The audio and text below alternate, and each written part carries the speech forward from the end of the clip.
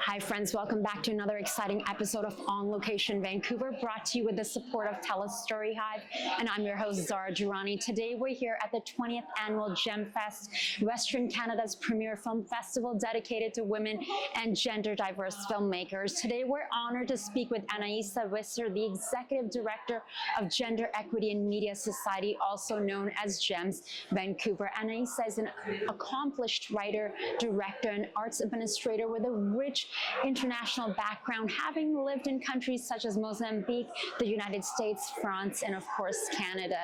Her commitment to inclusivity is evident through her founding of Women and Gender Diverse Filmmakers of BC, a network uniting women, genderqueer, trans, and non-binary individuals in film.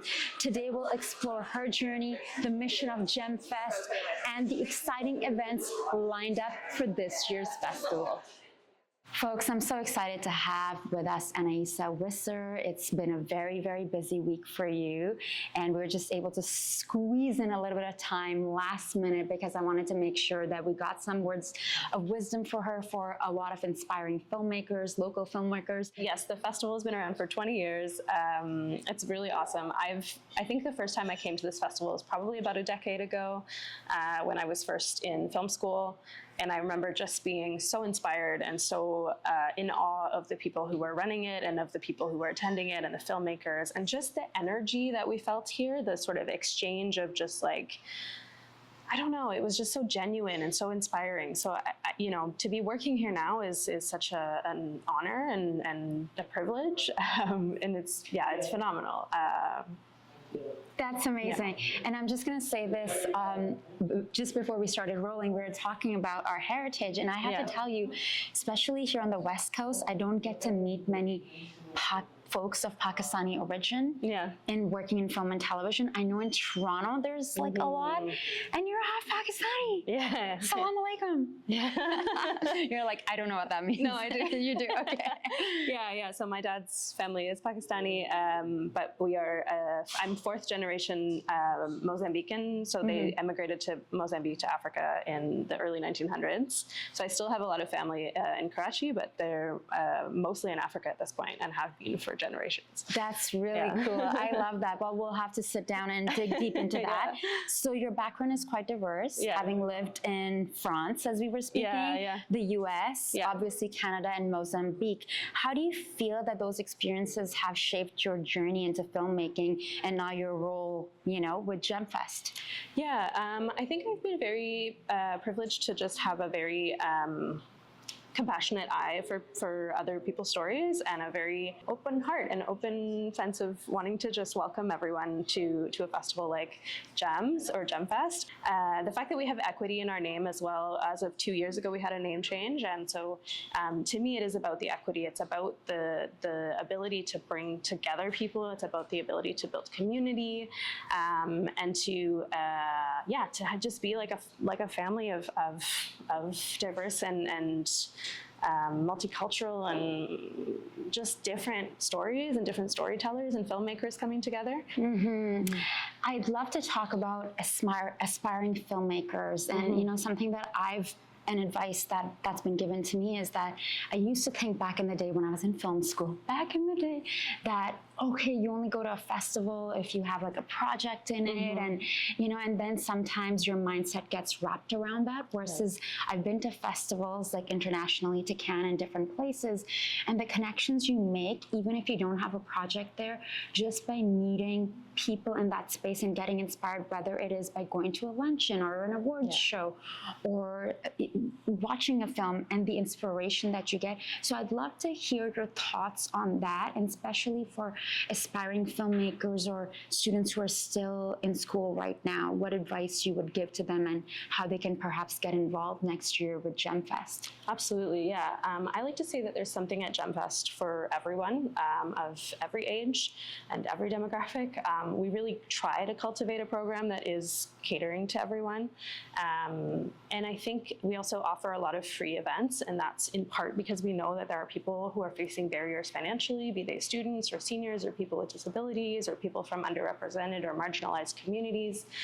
We want to make sure that people are able to come in the door and that there isn't a barrier there. We also choose to work at Visser because it is physically accessible compared to other venues. So we really are trying to make it so that there are as few barriers as possible to coming here. For emerging filmmakers and kind of newcomers to the industry or to this field, coming to a festival, even if you don't have a film programmed in it, is a really great way to meet people. There's lots of networking opportunities. Going to watch other people talk about how they make films is also really inspiring, and will get your brain kind of in that zone of like, I want to make stuff. I'm buzzing, I'm percolating. And so when I used to come to this festival, I think I've had one short programmed at this festival in like the decade that I've been coming to this festival. And in that time, I've always come just as a viewer, and I was really like, it's the inspiration and it's the motivation that it gives you to like get back out there and get back to it and start writing again and start creating again. So you've been recognized with awards such as the Vancouver Mayor's Arts Award for Emerging Artists in Film and New Media and Women in Film and Television Spotlight Award for Newcomer. How have these accolades like impacted your career, and what doors have they opened for you so far? Yeah, so it's funny because those awards, I think, happened a bit prematurely for me. And I think both were sort of like emerging and newcomer. They were sort of like acknowledgements that were being given to me for being sort of like heading in like a good direction as a very young person. And I think what they inspired in me was a need to live up to them and live up to the acknowledgements that I was being given. And Women in Film and Television became GEMS. So it was, at the time, I didn't know that I was going to be running the organization. I couldn't have imagined that. But that award actually really inspired in me a desire to be an advocate in gender equity and really stand up, you know, in advocacy and work in community building towards, I guess, just kind of like creating a sense of siblinghood among women and gender diverse folks, and to reduce that sense of competition of like, it's me or her or me or them, and create an environment where we feel that we can all rise together. And I started to do that work with community building. And then Women in Film at the time tapped me to join the board. And that's how I then became the executive director. So that award directly led to me running this organization and this festival. So today is International Women's Day. Very true. Yes, March 8th. And it's Happy International Women's Day. Yes, and to you as well. How are you feeling? Like, you know, the festival, of course, now renamed to GemFest, but to be here as a female, like, I think it's pretty amazing. And I woke up this morning 6 a.m. doing an interview at 8 a.m. and I was like, this is such a great feeling. Yeah, I think it's honestly, it's an amazing feeling to be celebrating with everyone on International Women's Day. I'm excited to get some awards out there, to get some celebrating done. I also think that there's something about sisterhood. There's something that like just, I don't know, I feel warm. I feel warm. I feel warm every day that I'm surrounded by women and gender diverse people and community. But yeah, there's something about this place and this festival and this community that just gives me that extra bit of warmth and like joy that I get to celebrate today. That's amazing. And then we have this evening's event happening. Yes. So could you provide any insights into the significance of these events, as well as the awards show and attendees, and also because I'm sure when you're thinking of how, of course, when you were recognized and now you get to recognize others' work, and how that's going to impact their lives. Like, how does that sit with you? And especially, I feel like on March 8th. I'm hoping that it makes a difference to folks, and I'm hoping that this is a moment that is going to help just topple a few dominoes down the line of their lives, you know, and hopefully sit with them over time and help not just their careers, but just in themselves, right? So as the executive director, what are your aspirations personally for the future of GemFest, and also yourself as a filmmaker? Are there any new initiatives or expansions on the horizon that you're able to speak to that can support women and gender diverse individuals in film? Yeah, we do have a few things down the pipeline. So we're revamping our membership program at GEMS. So in addition to a festival, we also have talent labs.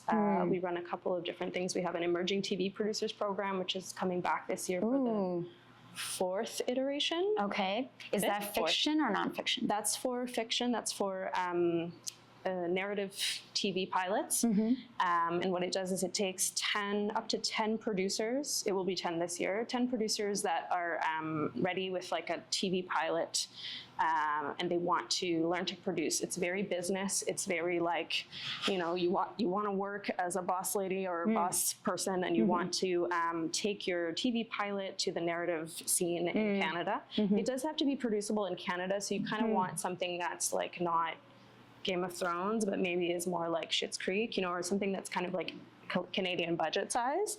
But as long as your pilot is written and it doesn't have to be your own writing either. You just need permission from the writer to take it through the program. So it's a really awesome program. It's our fourth year, I believe. Fourth year, yeah. CMF has greenlit it, and it's our first year including Yukon and Alberta. Wow. So we're bringing in 2 other provinces, which is part of... It's a big deal. Yeah, which is part of my sort of like secret master plan to try and get some GEMS initiatives expanding into other provinces. And so we're starting with some neighboring provinces where I think they're a little bit underserved with some of our film and TV initiatives. So that program's coming up. Our Genre Film Lab is underway, which is coming back for its 11th edition, which is really awesome. And then we're also, as I was saying, our membership program is being revamped as we speak, and we're bringing back our producer's workbook for a 6th edition. So we've got a lot of things on this on the horizon that are coming back. Yeah, we've got lots. We're really grateful to Anaïsa for sharing her insights with us and the impactful work that is being done through GemFest. Until next time, I'm your host, Zara Durrani, and I'll catch you on Location Vancouver, brought to you with the support of TELUS Story Hive.